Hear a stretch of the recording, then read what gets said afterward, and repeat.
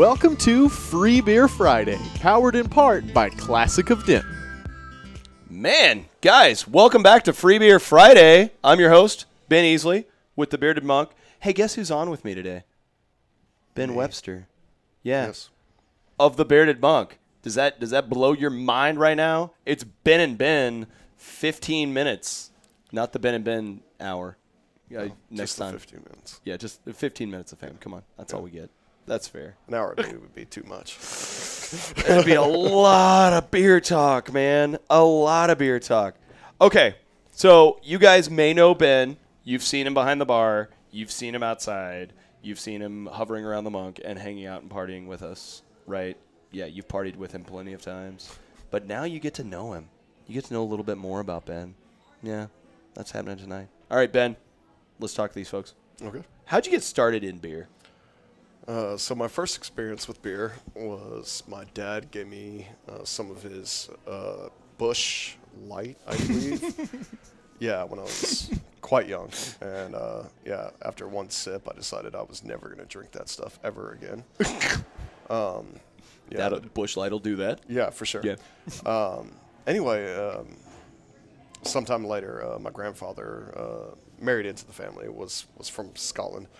And at the time, I thought Webster was an Irish name. It turns out it is Scottish.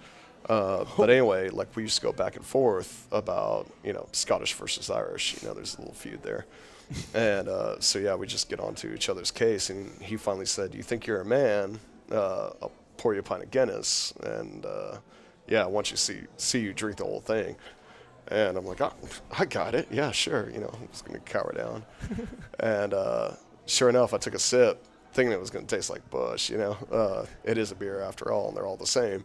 And, Of course. yeah, and then this dark chocolatey goodness, happened, and angels came down and started singing, and hairs sprouted from my chest, and yeah, yeah. So that was at 13. My parents were present, so it was legal. Nice. Yeah. Anyway, yeah. So I don't think I drank a beer I could see through until I was probably 27, and then I had my first Belgian, and the game changed. Yeah, completely. And I realized that there was this whole world out there that I didn't experience. So started diving deeper and deeper into that, and it's quite a rabbit hole. So Right on. Dude, you talk about diving deeper and deeper into it. We went, golly, what is it, 2017? That was 3 years ago? yeah, 2014. We went to GABF, Yeah. and you pointed out Ray Daniels. Like, we're talking the educated beer doctorate Harvard level graduate, teacher yeah. of beer, right? Absolutely. And you walked over, you were like, "Hey, that's Ray Daniels. Let's go say hi." And we're hanging out with this guy. Right. Yeah, for sure. You had been going through courses with him as Yeah, well. Absolutely. Yeah. Yeah. Like, dude, that is freaking awesome. So Yeah. There's you say delving into it, but Yeah, that's the cool thing. One about beer is that there's very little pretentiousness. For the most part, you meet this guy, again, Harvard graduate, had a very successful career in healthcare, decides to start this program, does an amazing job of which, and you can walk up to him and talk to him as if he's, a guy down the street. That's pretty awesome. just anybody else. Yeah, yeah, very, very cool. And he's like dictating the guides of beer. For the now, most right? part, yeah. He's written some stuff for the Oxford Companion of Beer, which Garrett Oliver edited. He started this program. I believe he's an investor in a certain brewery, of which I can't recall which one. But yeah, Ray, yeah. You want to chime in here, man? Are you watching? You want to let us know who you're invested in? Yeah. Okay. But yeah, he's definitely got his hands like really deep into the beer world. Yeah, and very cool guy, very, very nice, and extremely well educated, for sure. Yeah, Right on. yeah.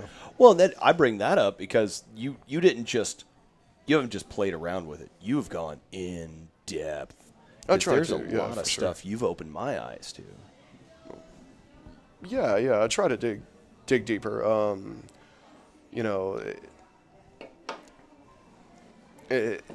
Basically, it's like anything else. You decide your level of involvement, and I've said it before. I don't do much, but I don't do anything halfway. You know, so if I'm going to get into something, Hey, by the way, that was a really good edit. Good job. Okay, so anyway, sorry. but yeah, so I decided this is what I was going to do. I was going to try to become an expert of some sort in beer. And I worked many years to do so, studying how different yeast work, how different beers ages. Just whatever I could, just kind of playing mad scientist with beer. And yeah, it's certainly proved out very well. Right on. Yeah, there's a whole lot of things out there that are supposedly common knowledge that are probably quite wrong, and they're very much things that go unnoticed too. Right. Yeah, it's interesting. It's interesting, for sure. Well, that's watching when so guys, we had a blog. We had Beer Drinkers Society back in the day that Ben started. And some of our bigger shared and bigger read articles were these, I don't know how to say it. They were these prophetic, here's what's happening. Like you mentioned, like there's some common knowledge that may be incorrect that you were added to the national debate, like about how's the best way to sell her beer. Just like you can sell her wine, you can sell her some beers. And if you want to go find some of Ben's articles, they're still out there on the best ways to sell her beer. And half the nation was like, yep, he's totally right. And half of them were like, no, this is how we've always done it, and we can't be that way. So, yeah, I see where you come up with some more information. Right, like, right. Here's what's happening molecularly. For sure, yeah. And I don't know if That's we're getting too nerdy there. It's well, what it comes down to is that if you look throughout human history, there was one constant, and that is that people are wrong. And I don't mean to say that I am always right. I am certainly wrong. But we find ourselves, like, as a race, like the world is flat. No, it's not. There's gods on Mount Olympus, and then we make it up there, and we're like, hey, where's Zeus? He's not there. So on and so forth. So, like, we establish these parameters, and we hold on to them, we cling to them as that, these are facts, these are absolutes. And oftentimes, those are word of mouth that we hear those. And no one goes experimenting. No one tries to find out if these things are the reality. So, talking about aging beer, I decided that was going to be my main focus of my experience in beer. And I've probably aged over 1,000 beers, and it was everything. Like, people would say, Hefeweizens don't age well. Oh, okay. And I grab a six-pack and I throw it in there. Like, hey, I'm going to come back 3 years later, and I'm going to find out. Turns out that's completely wrong. They actually do age okay. And no one's really experimenting. And the other thing, too, is that, especially with certain parts of the beer drinking culture, is that the cellar is more of a trophy case than it is an experiment on improving beer over time. It depends on what you want to adhere to. If you actually want your beer to improve or change, or if you just want to hold on to it, and again, there's various ways you can do it. It's not near as absolute as people make it out to be. But yeah, I think it's fun. It's neat seeing how a beer changes over time. Right so, on. Yeah. Well, and so you're telling people go out and experiment. For sure. Buy do some it, and see what happens. And that's what we have. So currently, predominantly in the culture of craft beer, we have, and we see it at the shop, what's new.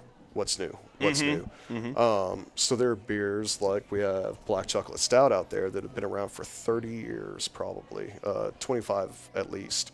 Garrett Oliver, the guy who spoke about it, wrote Oxford Companion to Beer, did for his application to Brooklyn Brewery.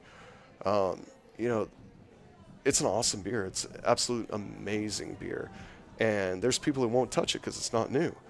Like you're missing out on something. Well, for sure. And actually, speaking of, we're serving. I've got a Absolutely, growler. Yeah, yeah. we've got a growler out there that we're going to sample of this beer you're talking about. Yeah. So one, your palate has changed. Certainly, hopefully, that since you started drinking craft beer, maybe it's time to revisit it and find out what you think. You know, the other thing too is that instead of going like when you're buying the new thing, you're voting with your dollars, and what you're saying to breweries is quit mastering the beer, just churn something out. I want something new. I don't necessarily want the quality. And I've had people tell me that I know that's great beer, and I know this one's not going to be as good, but it's new, and I want to try it. So, again, if you're voting with your dollars, that's a very bad thing. So instead of doing that, I would recommend buying these quality beers, aging them, and then guess what? They taste different. So you get to try something new. Let them change. Exactly. Right on. And delve deeper into everything you have at hand. And vote, again, so you vote with your dollars, and you're supporting quality. You're telling people this is the bar in which it's been set, and I want to maintain that. I don't want to drop that, but then move on and still be able to try something new, be able to experiment. You may not like it. You know, every time you age something, you're rolling the dice, and all you can do is make good bets, and that's the truth of the matter. Anybody who tells you different is lying to you. But still, I mean, try that.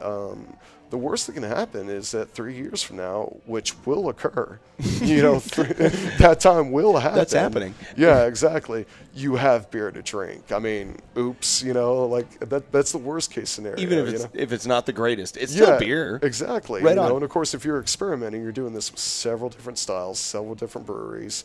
You have a great selection to go to. So yeah, that one beer didn't turn out great. This beer very well might, you know. So right on. Yeah, I think that's something that people should play with more, you know. Okay. Yeah.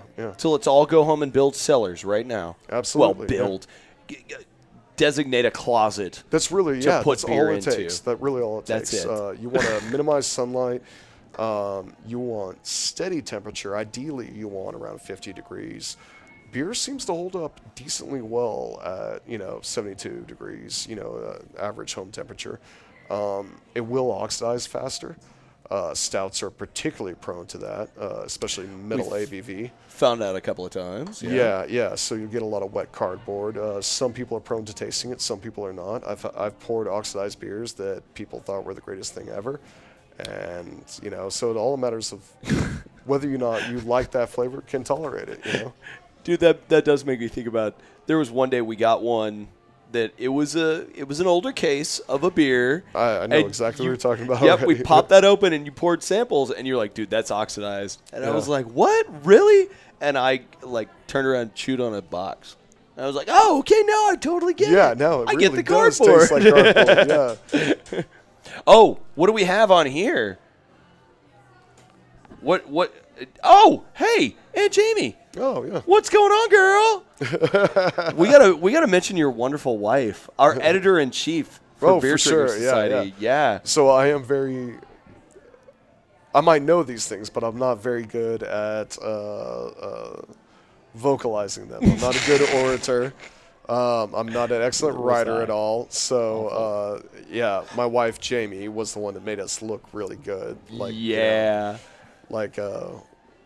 We paid attention in grammar and in English because neither of us did, and she certainly has paid attention. She made us good. Yeah. And James. I don't know. I'm not going to mention a last name because I don't think he wants to be associated with alcohol right now. And Steve Camigo. For sure. Yeah. Well, and I think we are at the end of the show. All right. Yes, because Shelly is going to do some ghost tours right now. That's awesome. Yes. So, guys, if you want to come down here, hang out and chat, if you want to go back to the bar, if you ever want to come in and talk to Ben Webster, he's not just a pretty face. He knows a lot. He knows a lot. Yeah.